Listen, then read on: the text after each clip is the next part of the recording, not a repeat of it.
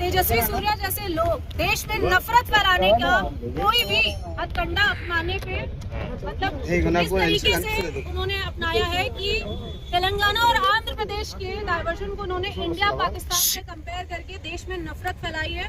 और मैं तेजस्वी सूर्या जैसे लोगों को बोल देना चाहती हूँ, खबरदार, तेलंगाना पे अगर आपने आवाज उठाई और तेलंगाना के लोगों का अपमान किया तो हम यूथ कांग्रेस के लोग चुप बैठने वालों में से नहीं है।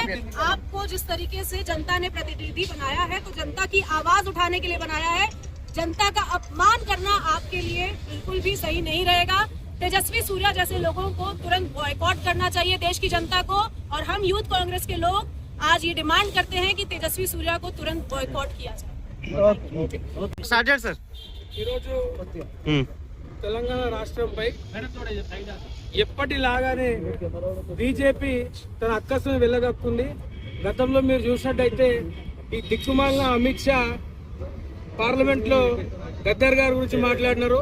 వీళ్ళకు తెలంగాణ అంటే ఎప్పుడు కూడా కడుపు మంట. వీళ్ళు దేశ స్వాతంత్రానికి కూడా ఏ రోజు కూడా వీళ్ళ పాత్ర 1% కూడా లేదు. తెలంగాణ ఏర్పడడం కోసం కూడా వీళ్ళ పాత్ర కుండుస్తున్న ఏ రోజు కూడా తెలంగాణ రాష్ట్రం గురించి కానీ దేశం గురించి కానీ వీళ్ళకి ఎటువంటి చిత్తశుద్ధి లేదు. ఈరోజు పార్లమెంట్ లో ఈ ఎదవ మాట్లాడతాడు తేజస్వి సూర్య అనేటోడు. తెలంగాణ ఆంధ్ర సపరేషన్ అయిందో అది పాకిస్తాన్ తో పోలుస్తారు. ఈయనకు పొద్దున్న లేస్తే దేశం మొత్తం హేట్రెడ్ నింపడానికే సరిపోతుంది. ద్వేషంతో నిండిపోయింది బీజేపీ. ద్వేషాన్ని పంచిపెట్టడంలో చాలా బిజీగా ఉన్నారు. ఎలక్షన్లు వస్తే ఇట్లాంటి కాన్సెప్ట్ తీసుకొని ముందుకు వస్తున్నారు. అసలు ఏం తప్పు మాట్లాడిండు గౌరవనీయ ముఖ్యమంత్రి రేవంత్ అన్న గారు? ఖచ్చితంగా కరెక్టే మాట్లాడారు. తమిళనాడు, కర్ణాటక, కేరళ అన్ని సౌత్ స్టేట్స్ నష్టపోతున్నాము.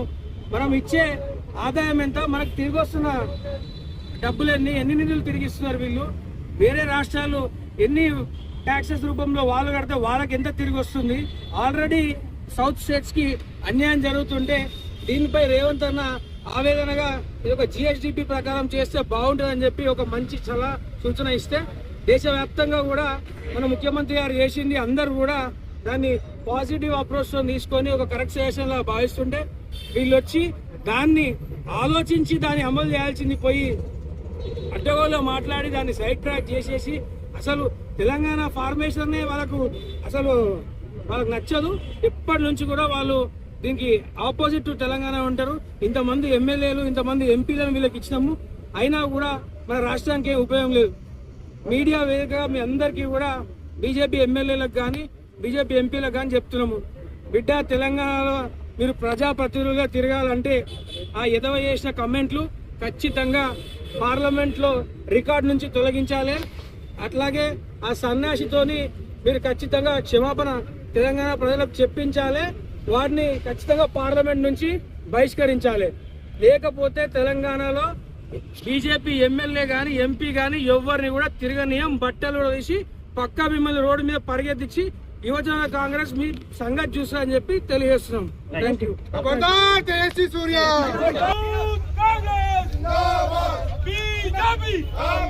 BJP!